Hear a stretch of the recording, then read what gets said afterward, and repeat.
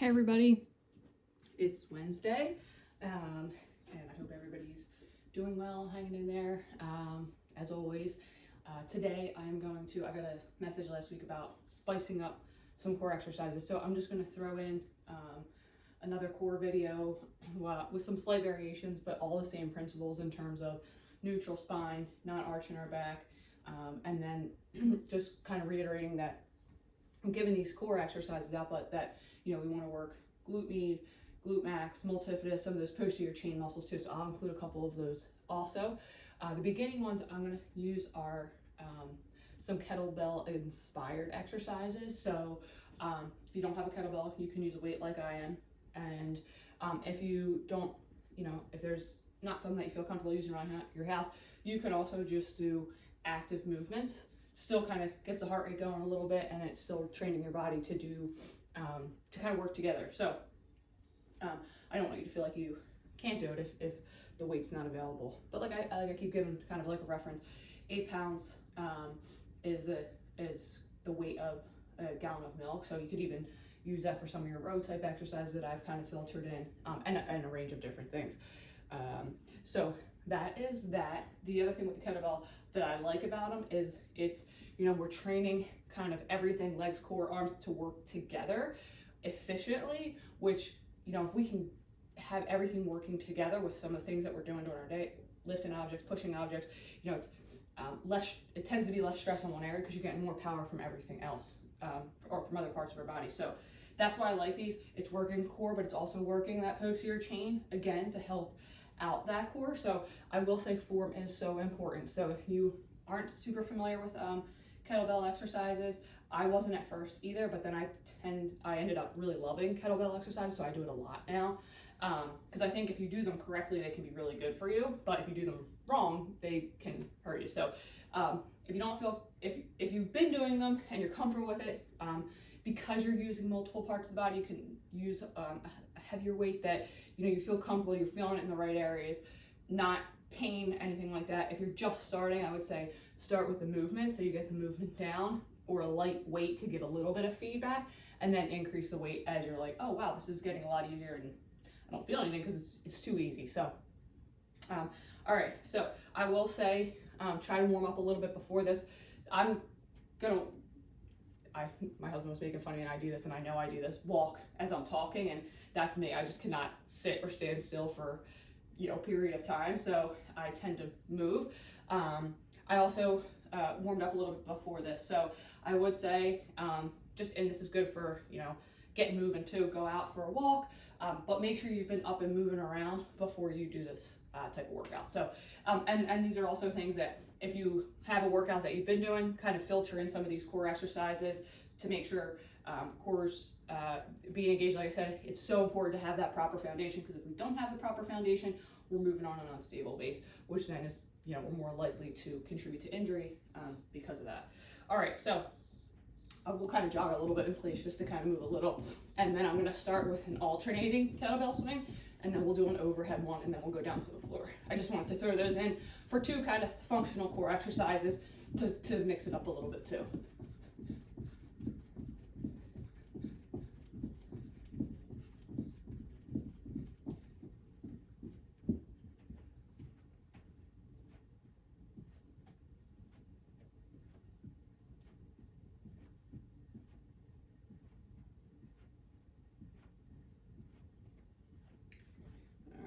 And then we'll do one more jog in place. And these kettlebell exercises are going to get your heart rate going. So like I said, it's good to kind of gradually increase your heart rate, so that's why the warm-ups are really important. So allow yourself a little bit more time than what I'm kind of giving you right here. If you need it, the kettlebell exercises are a little bit of cardio exercise too. So if you need to stop at any time, please stop. If you're able to keep going with us, or if you're able to do more, you can always do this video twice through. Just trying to give different options for different levels. All right, you can even do this. So this is going to look kind of, so you're going up with the weight, you're going to hand it to the other side, come back down, and you're alternating that hand off. So you can use even water, like a plastic water bottle, and just work on that form, so you're still handing something off, but it's not a lot of weight, and you're just trying to make sure, because a lot of times our body has a hard time hinging forward and allowing that strength back there to function. We a lot of times want to do this kind of a thing because it's just easier. So I really want you to get the form down first, then add the weight. All right, I'll show you this from the side first. So core's engaged, slight bend in your knees, but the movement is coming from here. So back flat, not rounding. So you're keeping strong here. And this is eccentrically, so it's in the lengthening phase back there, but it's still working to stabilize you. Eccentric strength, super, super important for control and for workouts, for moving, for playing a sport, that kind of a thing. So really, really important. So kettlebell exercises have a lot of different components to them that I think are good for a couple different reasons. So hinging forward, and then you're using that power. So core's engaged, using that power from your hips to come up as you pass that weight. So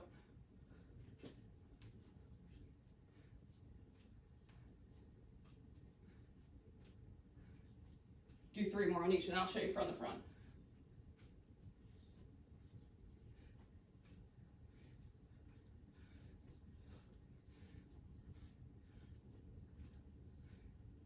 Okay.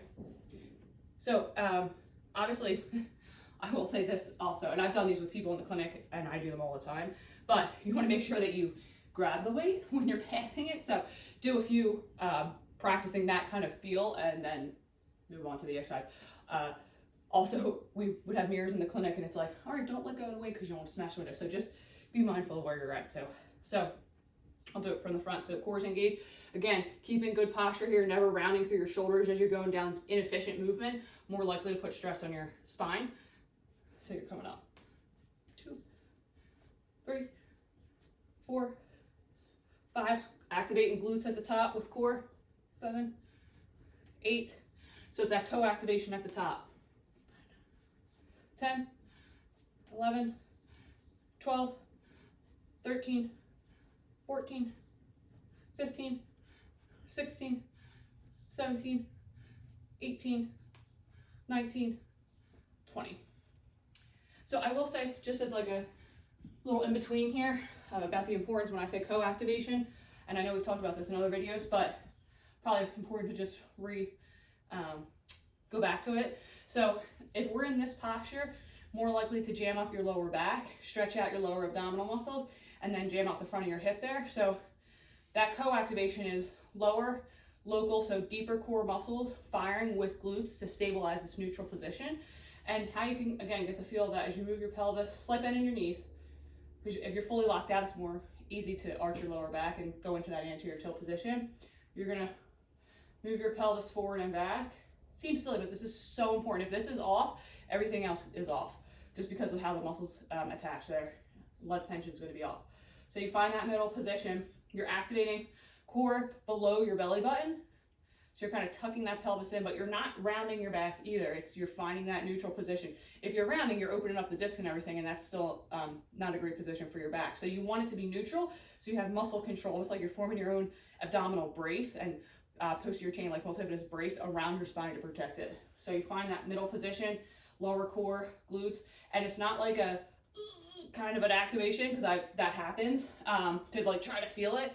You're basically getting it there and then turn the muscles on, but you should be able to keep breathing and moving versus like, all right, I have it on kind of a thing. Because I've seen that happen, and it's good intentions, but it's just it's too much of an activation. You want it to be activated, but naturally then be able to use it with what you're doing, and the movement is then bringing in the muscles and challenging the strength more.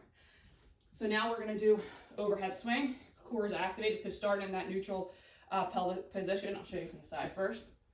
So same idea, hinging forward here, slight bend in the knees. There's different variations of this. I'm going to have you do more of a hinge today, but there are variations where you can do like a little bit of a squat with it too, which I will probably filter into other things that we do. So core's engaged, and then this one you're going to go all the way up overhead. You're not letting the weight go behind you. You're more likely to compress your back. So you're kind of keeping it right in front of you a little bit. The further up it is, the harder it is to keep this controlled. You're only going, if you're only able to go this high with keeping this neutral, that's as far as you're going. I've done that, and this kind of goes with the squat. You're limiting the range to make sure you keep control, you add range as that control improves. Can't stress that enough. So core is engaged, but you're also working postural posterior chain muscles as you bring that weight up too. 1, 2, 3, 4, 5, 6, 7, 8, 9, 10. And then I'll do 10 more showing you from facing forward here. You can also, if it doesn't feel good to go overhead, shorten it up to just shoulder height. Also an option. So there's all kinds of ways to do these. Okay, so core is engaged.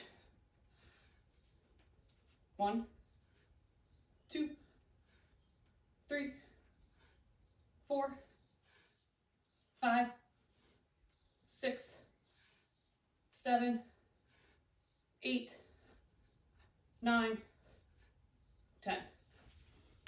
All right, so those are the 2 kettlebell kind of core exercises for today. I'm gonna walk a little bit, just kind of allow gradual, bringing the heart rate down a little bit. And then we'll go to the floor and I'll show you a couple of other floor kind of mat core exercises. With all of the core exercises, I know you'll probably get tired of me saying this, but it happens so frequently where we arch our back and then it becomes an issue. So you're doing these, you're again limiting range to make sure that that form and stability is there, and then you add the range as the stability gets better. So we're learning to stabilize with movement. Harder than what it sounds. So finding that neutral position first. So again, your back's arch, which mine, I tend to be in an anterior tilt. So I'm going to bring my pelvis back. Again, and you're bringing it back, but you're not lifting up your butt where you're rounding your lower back. You're bringing it to a neutral position, and you're going to activate the muscles from like below your belly button, like the muscles you keep to go from the bathroom, and find the bone, let the fingers drop in, and you should feel, when I would feel it on people myself, it feels like this muscle's kind of like flicking up underneath your fingers. Then you know you have the right activation, but you're keeping that neutral spine as you're doing it. So you're not losing focus on that neutral position. So that's going to engage first. If you need to, you can do 20 of those to fire the muscle up, turn it on, say, hey, you're supposed to be working here. That can certainly be helpful. I've seen it happen where it wouldn't be firing, and then we do the isometric, and then you do a couple core, and then it's like, wow, that's a huge difference. And it didn't just get stronger in that short period of time, in that one session. It just, you turned the muscle on, and now it's firing better. So turning it on, and I know we've done marches, so I'm just going to show, this time we're going to start up here. So core is engaged, and you're going to alternate lowering your heel down. 3, back's flat the whole time. 4. If you're not able to keep back flat, you can shorten up range, or you can go back to the marches. We'll call that 7, 8, 9, 10. Another thing that you could do is, I don't want it to sound like it's cheating, because it's not necessarily cheating. It's allowing you to do the exercise, but it's helping to keep that neutral position of your back as well. So you kind of support right underneath your sacrum to help hold that neutral spine position. And then as it gets easier, you take your hands away. 2, 3, 4, 5, 6, 7, 8, 9, 10. And then we'll do another variation of that. So back is flat, lower core is engaged, knees are up over top of your hips. So if you bring your knees back more, it makes it a little easier. The abdomen doesn't have to work as hard, core doesn't have to work as hard. When you hold them right over your hips, your core has to work harder. I will say you may feel hip flexor a little bit here. After this section, I just throw in a bridge to kind of open up that hip flexor. Again, so to counter this movement. So it's good to work core, but also want to counter so it's not all hip flexor that's getting jammed up. So you're going to do this one, you're going to extend 1, 2. So the lower you go, the harder it is to control. You could start even just doing up here. 5, 6, 7, 8, 9, 10. And we'll do 10 bridges, and we'll do 10 more of those. 1, 2, 3, 4, 5, 6, 7, 8, 9, 10. Really important with a bridge that you're not losing that neutral spine. Again, if you lose neutral spine, you're pushing up, you're going to that extension, you're jamming up your back a little bit more. So you want to make sure, again, muscle control, core and glutes that you're feeling. Okay, so we have another round of the straightening the knee. Good. 1, 2, 3, 4, 5, 6, 7, 8, 9, 10. I will say another thing is with the hip flexor, you may get a little click in there, which means, again, suggests that hip flexor is doing too much. There's a possible instability, muscle balance going on. So you're going to stay up above where that would happen if you're getting that. And that's where this, again, comes up, open up front of that hip flexor, core, glute to counter that. 1, 2, we'll just do 5, 3, 4, 5. All right, so the next core exercise, we're going to straighten knees out. My hamstrings are a little bit tight. I would say keep like a slight bend in your knee anyway. So core's engaged. You're going to do opposite arm, opposite leg. 2. And then again, you're only going as low as you can control that position at your pelvis. 3, 4, 5, 6, 7, 8, 9, 10. So it's definitely a coordination thing too. So it's opposite arm, opposite leg. A modification of that is bending the knee. So alternating, tapping the heel down with the opposite arm. So that is always available as well. And then we'll do another round. Then we'll do 5 more bridges, and I'll show you another one. All right, so 1, 2, 3, 4, 5, 6, 7, 8, 9, 10. And then, okay, 5 more bridges. Core's engaged. 1, 2, 3, 4, 5. All right, so the next one is going to be a curl up. We've done neutral curls. We're going to add a little bit of an oblique movement to it. So 1 knee bent, 1 leg straight, back is flat. So make sure you're getting that back in that neutral position. You could start with hands here and then just kind of, so you're only, I tell everybody this, so it's easy to kind of just throw your body up. Before I knew what I should be doing, I would do that all the time. And we could probably do that for a period of time before it catches up. But I want this all to be muscle control. So back flat, core's engaged. You're coming up using that control, then using muscles to move you. So you're only rotating as far as you can get that muscle control. Once that stops, you're not going to continue to rotate because it's just excessive movement. So core's engaged. 1, and like I said, you could do hands up, reach for the opposite knee, back down. You can do it hands across your chest, across, back down, or you can do hands behind your head but never pulling on your neck. So it's just supporting the neck, elbows out wide. Say this is 3. And don't let your toes rotate out either. So you become inefficient that way as well. 4, 5, 6,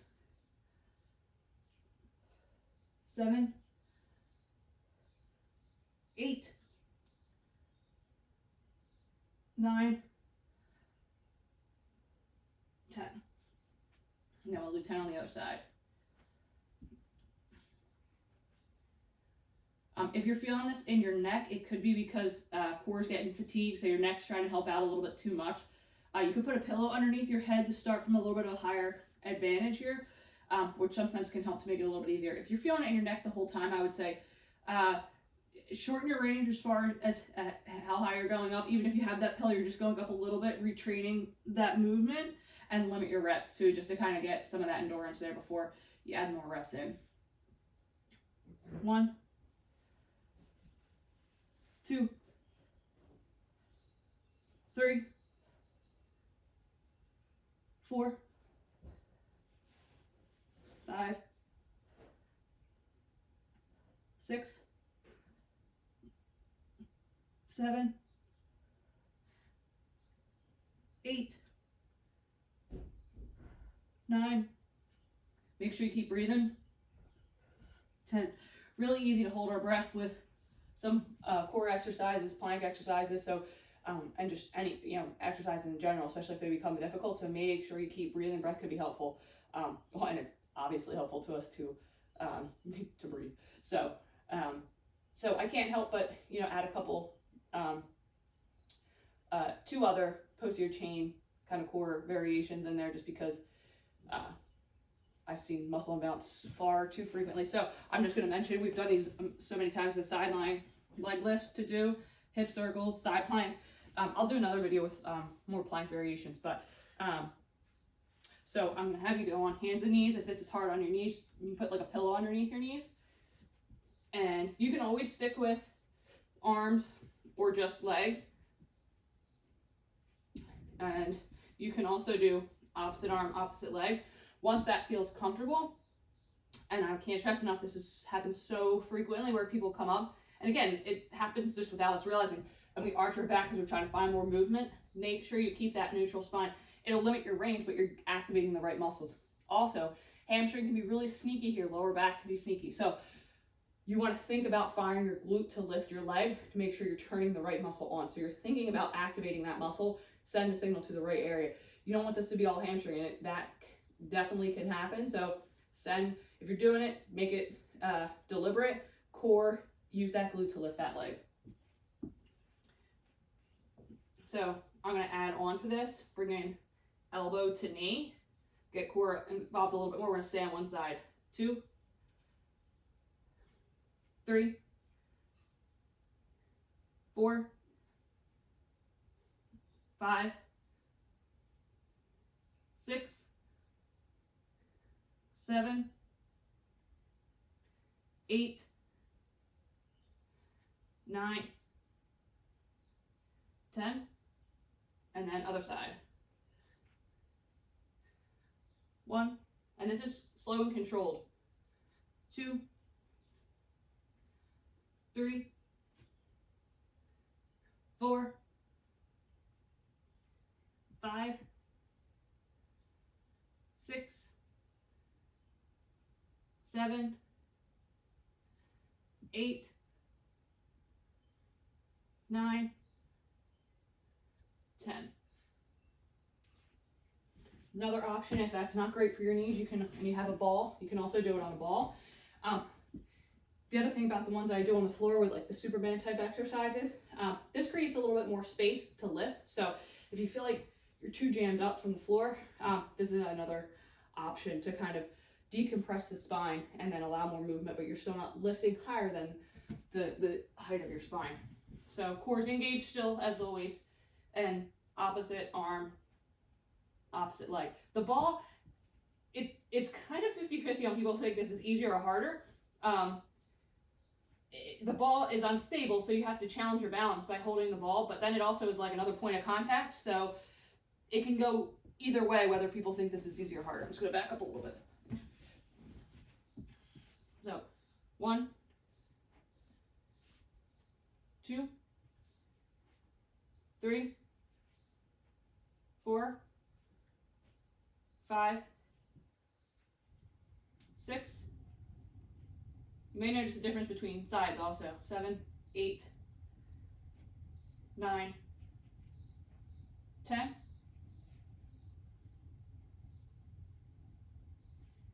1, 2, 3, 4, 5, 6, 7, 8. Again, think about using glute to lift that leg. 9, 10. Let's squeeze the butt. It's a joke, kind of a joke in the clinic, but a very valid joke. And then bridges again, and I've showed different variations with bands and that kind of thing. So those are some other core exercises. I hope those are helpful. Some of them are helpful, all of them are helpful. You know, like I said, pick and choose what works best for you. Use the whole workout, use some of the exercises to filter into a workout that you're already doing. Make sure, again, finding that neutral spine, even when we're standing, it's so easy, like I'm kind of doing me at my computer when I'm at work. Bend the knees a little bit, allow that neutral spine, and then do what you're doing. So you're not functioning within that kind of out of alignment, malalignment at the pelvis, at posture. So hope everybody likes the exercise, has a great day, and I'll see you again soon.